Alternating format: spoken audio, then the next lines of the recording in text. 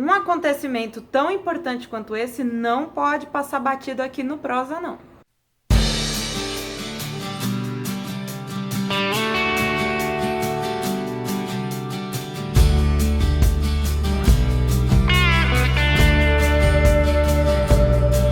Oi pessoal, tudo bem? No último final de semana só se falou disso. Vamos aos fatos. 27 mil bois seriam exportados vivos para a Turquia e transportados através de um navio. O navio que ia levar esses animais chamava Nada. E o Nada é nada mais, nada menos do que o maior navio para esse tipo de transporte no mundo. Só que ele foi embargado porque ONGs de proteção animal entraram com um processo alegando maus tratos. O embarque era para acontecer entre os dias 26 e 31 de janeiro. Embarcou, partiu. E essa viagem iria durar mais ou menos 15 dias. Essa é a segunda operação do tipo em 20 anos que está ocorrendo no Porto de Santos. Repare que eu falei no Porto de Santos e não no Brasil. No Brasil, esse tipo de exportação é bem comum, principalmente nos portos do norte. Esses animais vieram de fazendas do interior de São Paulo e percorreram 500 quilômetros do ponto de origem até o Porto de Santos. Só que eles não saem direto da fazenda de origem para o porto, não é assim que se exporta animal vivo. Primeiro ele tem que passar por um lugar que chama EPE, ou Estação Pré-Embarque. Lá eles passam por uma quarentena, também eles fazem exames para garantir que o rebanho está saudável, passam por uma inspeção constante de veterinários durante todo o processo. Eles também são vacinados pelas vacinas obrigatórias lá no país que eles estão indo. Feito isso, os animais são aprovados, liberados e tem todo um planejamento de logística para levar esses animais desses pontos de pré-embarque até o porto. Tá, qual foi o BO que travou toda essa operação? Como eu falei no comecinho, ONGs ligadas à proteção animal entraram com ações judiciais alegando maus tratos dos animais. E isso travou todo o processo de embarque, até que o juiz tomasse uma decisão. Porém, as ações foram movidas tanto na esfera federal quanto na esfera estadual. Isso quer dizer, foram movidas em duas jurisdições diferentes. E o que isso acarretou? Acabou que 3 decisões judiciais foram tomadas. O juiz federal decidiu que era para parar o embarque dos animais que faltavam. Então tinham entrado 25, ficaram 2 mil para fora. O juiz estadual também teve essa mesma decisão para o embarque. Só que ele teve uma decisão a mais. Ele decidiu que os animais que estavam lá dentro do navio deveriam desembarcar. Por que as decisões foram diferentes?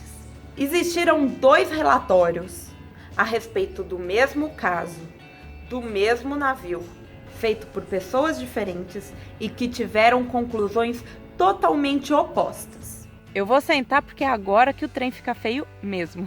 O primeiro relatório foi realizado por uma veterinária da Secretaria de Meio Ambiente da Prefeitura de Santos. Essa profissional foi lá, avaliou e chegou à conclusão que os animais estavam passando por situações que eram classificadas como maus tratos. O segundo relatório foi feito por 2 veterinários, que são fiscais agropecuários federais da Vigilância Agropecuária, um órgão ligado diretamente ao MAPA. Eles foram no mesmo navio, viram os mesmos animais e chegaram à conclusão que os animais estavam saudáveis, que o navio cumpria com todas as normas, tanto as exigidas pelo Brasil, tanto as exigidas pela OIE, que é a organização internacional que dita regras para garantir o bem-estar dos animais durante este tipo de transporte. E aí nós chegamos ao ponto da questão de por que o juiz federal só mandou barrar e o juiz estadual mandou barrar e desembarcar os bois.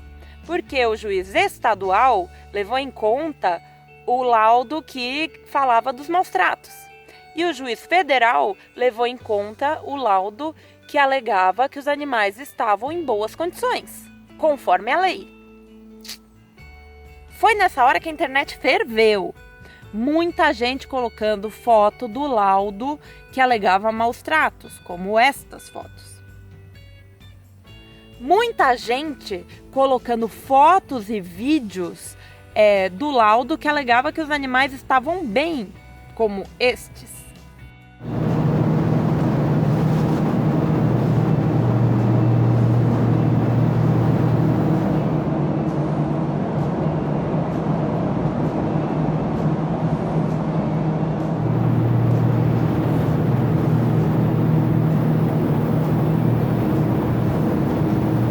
É o mesmo lugar, é o mesmo navio, são os mesmos animais. E daí o problema agrava porque muita gente de má índole, porque desculpa, não me importa a sua ideologia, você colocar imagens chocantes alegando que foi feito no Porto de Santos como um animal sendo içado pela pata de trás é má índole. Se você está mentindo para provar seu ponto, você perdeu toda a sua luta. Continuando. Eu tive acesso ao laudo que alegava maus tratos aos animais. E alguns pontos me chamaram muito a atenção. A relatora falava que os animais dentro do caminhão não estavam numa condição confortável, seria um tipo de maus tratos. Porém, na mesma observação, ela fala que esses caminhões estavam conforme a legislação imposta pelo MAPA. Guardem esse detalhe que ele vai ser muito importante na nossa conclusão. Outra coisa que foi muito destacada durante o relatório era que os andares de baixo estavam mais sujos do que os andares superiores. Só que eu fui pesquisar por que isso aconteceu. Será que é porque o andar de baixo ninguém consegue ver? Não é bem assim não, pessoal. O embarque é feito de baixo para cima. E ele tem que ser feito de uma forma muito controlada, porque nós estamos falando de um navio e 27 mil bois. Se você tem que ir embarcando os animais aos poucos e equilibrar o peso da carga. Então, quem entra primeiro no navio? Os animais de baixo. Se eles entram primeiro, eles estavam há mais tempo, eles defecaram e urinaram mais, tinha mais sujeira. Ah, Bárbara, mas por que não limpou? Isso estava no relatório. O sistema de água doce do navio funciona através de um mecanismo de dessalinização. O que é isso? O navio tem lá um sistema que tira a água do mar, retira o sal dela e transforma essa água em água doce. Esta água é a mesma água que os animais vão beber e a mesma água que vai limpar as baias. Essas baias, elas são limpas através de um sistema muito parecido com o sistema de flush, que é muita água com baixa pressão que lava o chão onde os animais estão. Como esse sistema só funciona com o navio navegando, na hora que ele está atracado no porto, a água vem externa. Por mais que tenha um sistema de armazenamento, eu gostaria que vocês fizessem uma conta bem rápida comigo. Lá dentro tinham 25 mil bois. Se cada boi tomar por dia, em média, vamos colocar que é uma quantidade bem razoável, 30 litros de água, só para a água dos bois, você precisaria de 750 mil litros de água. Só para dar água aos bois. Eu, Bárbara, particularmente, li o documento e achei que faltou um pouco de experiência a respeito da atividade para ter uma conclusão um pouco mais madura em relação ao que estava acontecendo. E o que rolou para liberar o navio? Eu expliquei que existiu uma duplicidade de processos com decisões diferentes. E isso causou um impasse muito grande. E o navio foi ficando. Por isso, teve que ter intervenção de um ministro do STJ, exatamente para falar de quem era o caso. Esse era um caso nacional ou era um caso do estado de São Paulo? Imagino eu, na minha inocência jurídica, que o ministro decidiu que isso era um problema nacional, já que é um comércio entre países. Mas não sei, foi essa a decisão dele. E o que aconteceu? O juiz federal manteve a decisão dele de travar o embarque e ele levou em conta o laudo que alegou que os animais estavam saudáveis em um ambiente adequado. Também levou em conta que o embaixador da Turquia foi a bordo, verificou os animais e falou que sim, eles estavam num ambiente adequado e que o país lá, a Turquia, iria aceitar esses animais. Levando tudo isso em conta, deixa os animais irem. E o que aconteceu com a decisão daquele juiz de desembarcar os animais, de que estava ocorrendo maus tratos? Elas foram anuladas, porque a partir do momento que o caso foi considerado federal, todas as decisões de âmbito estadual foram automaticamente anuladas. No final das contas, nessa história, quem saiu perdendo? Os animais, sem dúvida nenhuma. Pense nos animais que não embarcaram. A viagem já não é fácil. Ficar na fila não é fácil. Subir e descer do caminhão, estresse ao máximo. E voltar para trás, mais ainda. Então eles passaram por todo esse sofrimento à toa. E os animais que estavam dentro do barco? Se falam que 15 dias de transporte é algo absurdo, que os animais estarão sofrendo, o que ajudou eles a ficar quase uma semana a mais parados dentro do mesmo local? Quanto antes os animais tivessem ido para a Turquia, mais rápido eles teriam desembarcado para um ambiente mais adequado. Essa operação toda estava dentro da lei? Sim, tinha todas as autorizações, teve todo o acompanhamento, respeitou todos os passos necessários para uma exportação que não são fáceis. E outra coisa, esses animais estavam sendo transportados pelo maior navio do mundo que faz esse tipo de transporte. Vocês acham que a OIE não ia estar em cima garantindo que a estrutura fosse adequada para o transporte dos animais da melhor forma possível? Ai, Bárbara, mas essas pessoas só pensam em dinheiro, elas não pensam no animal. Tá, beleza. Vamos considerar que essa hipótese é verdadeira? A Turquia compra os animais por peso, paga todas as taxas, impostos e custos de transporte que não são baratos. Se esses animais estiverem passando por maus tratos, com fome, sede, doentes, o que aconteceria? Existem 3 opções. Ou eles vão emagrecer, ou eles vão adoecer, ou eles vão morrer. Se eles emagrecerem, eles foram comprados por peso. Por que você pagaria por um produto de qualidade A que chegaria lá com a qualidade muito inferior? Se eles adoecerem, o lucro do comprador vai ser muito menor, porque os gastos para tratamento serão altos e quem já teve um animal doente e tentou engordar ele sabe que demora muito mais. Então esses animais vão precisar de mais tempo para engorda e de comer mais. E isso é o quê? Mais investimento ao longo do processo de engorda, o que reduz muito os lucros. E se o animal morrer? Não faz sentido você comprar uma mercadoria que não será entregue, não vai chegar para você. É a mesma coisa que você comprar uma moto zerinho, pegar e jogar no mar antes de usar. Para que você fez isso? Então, pessoal, pensando de uma forma puramente capitalista, essa conta não fecha. Então, o objetivo deles é ter o mínimo de perdas para que o investimento valha a pena. Transportar é um evento estressante? Sim, para todo mundo, inclusive para a gente.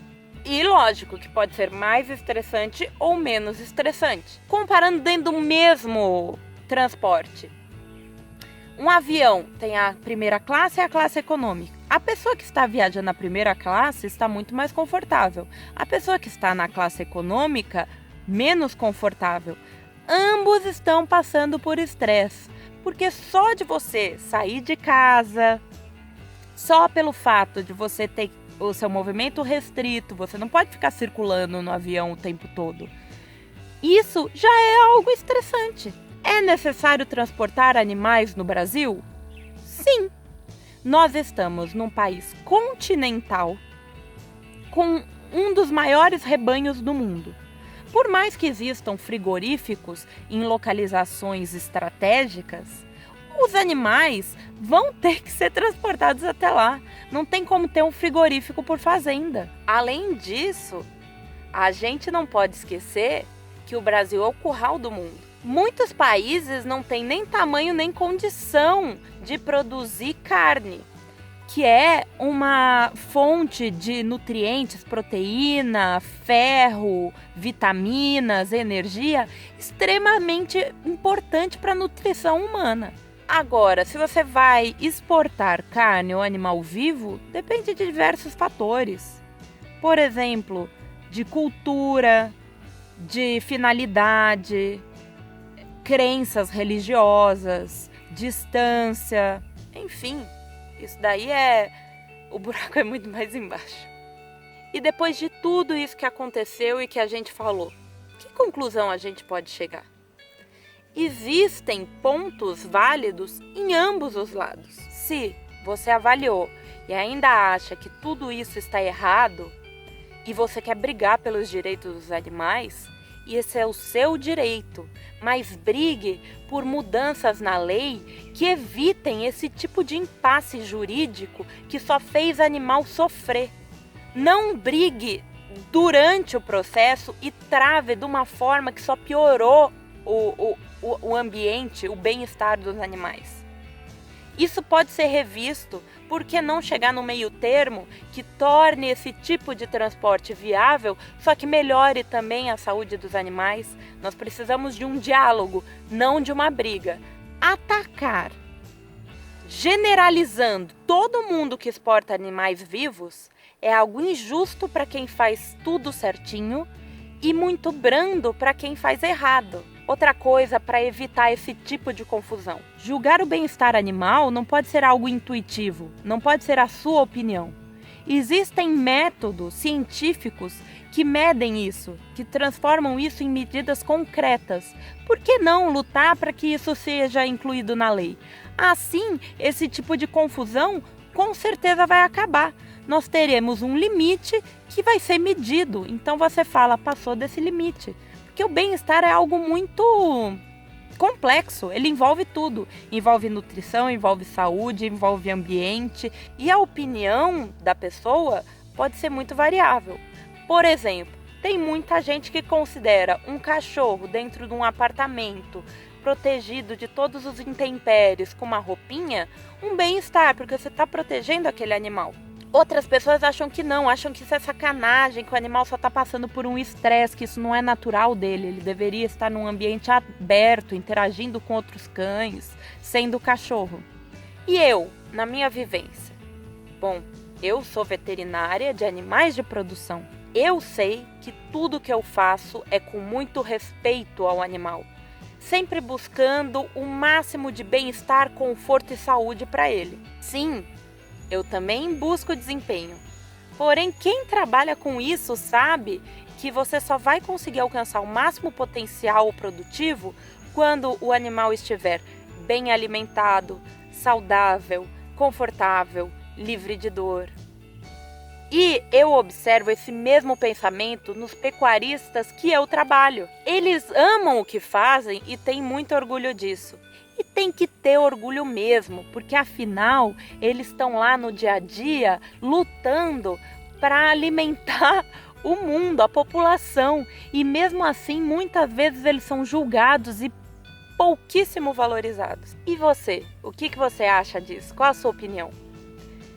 Busque informação, pesquise em fontes confiáveis para ter uma posição, para criar a sua posição.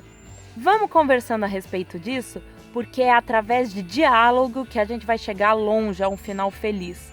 Posições radicais nunca terminaram bem na história mundial. Espero que vocês tenham gostado dessa prosa. Quinta-feira tem mais. Não esqueça de se inscrever no canal e deixar o seu curtir.